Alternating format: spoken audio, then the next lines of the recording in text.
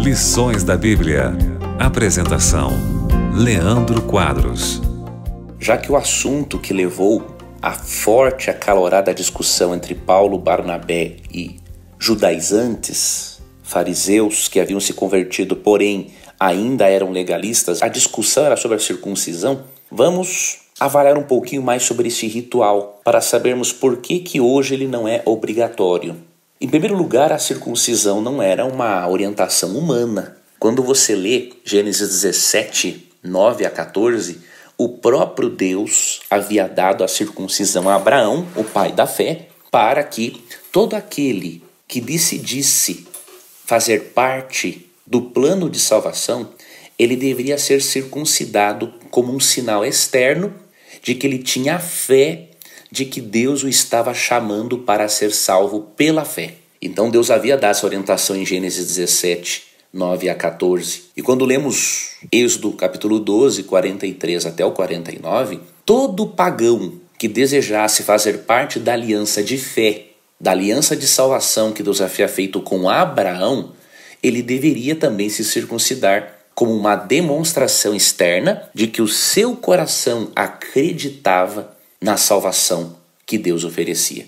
Agora tem um detalhe, amigo ouvinte. O apóstolo Paulo, inspirado por Deus, passou a compreender que a circuncisão tinha sim um propósito didático, tinha um propósito pedagógico, que era ser uma evidência externa para os homens de que eles haviam no coração aceitado o plano de salvação. Porém, Paulo foi inspirado pelo Espírito Santo para também descobrir que este ritual, mesmo tendo tido a sua importância didática e pedagógica, ele não mais era obrigatório.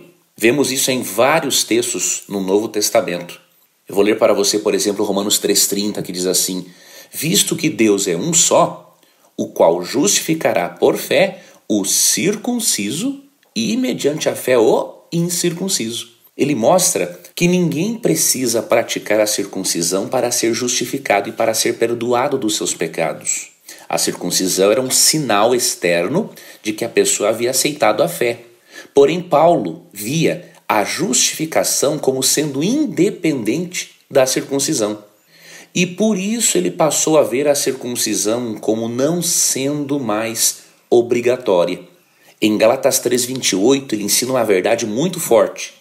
Diz assim: não pode haver judeu e nem grego, nem escravo, nem livre, nem homem, nem mulher, porque todos vós sois um em Cristo Jesus. Paulo passou a entender que toda pessoa que aceitasse a Cristo como Salvador, ela fazia parte do povo da aliança.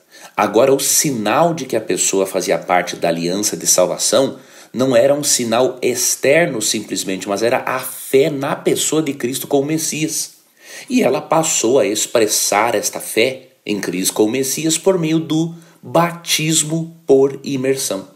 O detalhe é que os judaizantes, em Atos 15, eles estavam misturando dois conceitos que são separados: aliança e salvação. A aliança era o acordo de Deus para salvar a humanidade unicamente pela fé em Deus. A aliança era o meio didático para ensinar sobre a salvação. Na verdade, a circuncisão era o meio didático para ensinar sobre a salvação. Mas a circuncisão em si nunca foi um meio de salvação. A salvação, amigo ouvinte, sempre foi pela fé. Outro detalhe que encontramos no Antigo Testamento: o fato de uma pessoa se circuncidar e fazer parte da comunidade de Deus não significa que ela seria salva. Porque em Jeremias 4,4 nós vemos Deus convidando pessoas para circuncidarem também o coração e não apenas o próprio corpo. Então você percebe claramente que era possível pessoas se circuncidarem na carne, cortarem a pele do prepúcio, que cobre a glande do órgão genital masculino como um sinal da aliança, porém eles não haviam circuncidado, tirado o desnecessário, convertido o coração. Então as pessoas precisavam entender que a circuncisão era um recurso pedagógico, didático, para apontar para uma realidade de que a salvação é unicamente pela fé em Deus. E o próprio Abraão, de acordo com Paulo em Romanos 4, 9 a 13, ele não foi justificado porque se circuncidou.